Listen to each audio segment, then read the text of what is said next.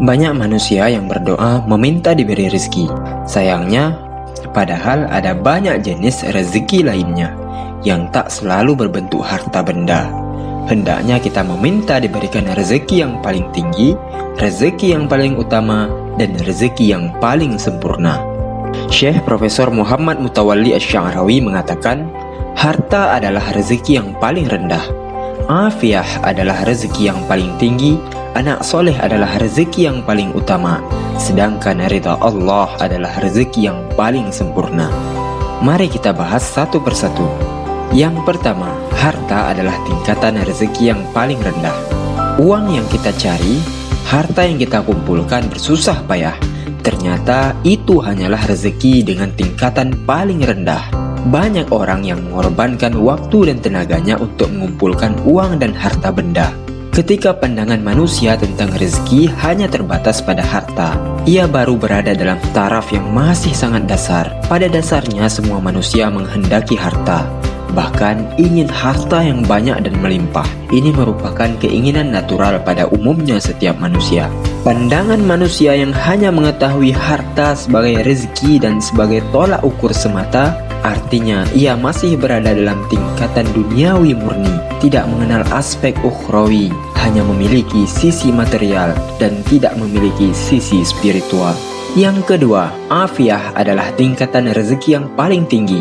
Dalam bahasa Indonesia, kita sering menggunakan kata afiah dalam satu rangkai kata dengan sehat, sehingga menjadi sehat wal afiat. Ternyata di atas harta ada rezeki lain yang lebih tinggi lagi, yaitu kesehatan. Badan yang sehat adalah rezeki dari Allah Subhanahu wa Ta'ala. Dengan tubuh yang sehat, kita dapat beribadah, beraktivitas, dan menjalani hidup pemberian dari Allah dengan tenang. Harta yang banyak itu seringkali menjadi tiada artinya. Apalah gunanya uang yang banyak, harta yang melimpah, akan tetapi tidak dapat kita nikmati karena adanya suatu penyakit. Makna afiah terkadang menyebabkan maknanya menyempit, hanya terbatas pada sisi kesehatan saja. Padahal makna afiah sangatlah luas. Nabi Muhammad SAW memberikan tuntunan agar kita meminta kepada Allah afiah dunia dan afiah akhirah.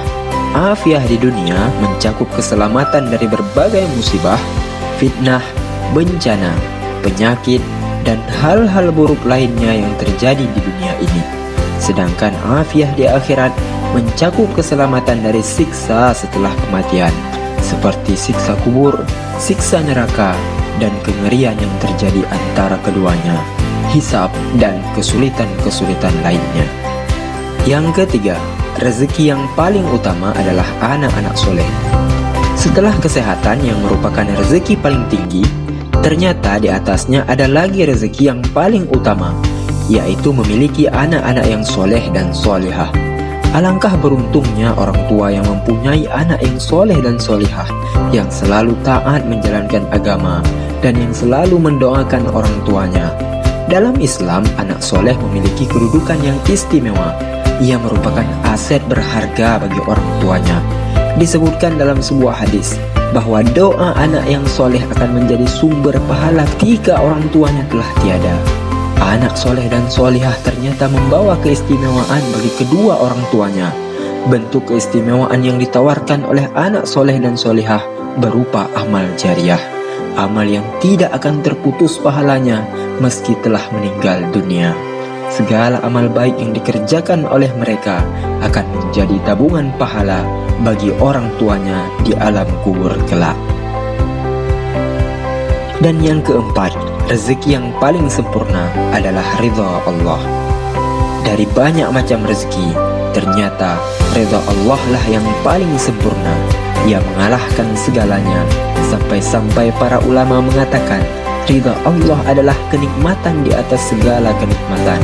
Ketika Allah ridha kepada hambanya, maka kebahagiaan paripurna pun akan diraihnya. Apa gunanya punya banyak harta, badan yang sehat, anak yang soleh, tetapi Allah tidak meridai diri kita? Nikmat dunia pun tak bernilai apa-apa jika dibandingkan dengan keridhaan Allah Subhanahu wa Ta'ala. Dan salah satu tanda bahwa orang yang diridhai oleh Allah adalah orang yang ketika matinya dalam keadaan husnul khotimah.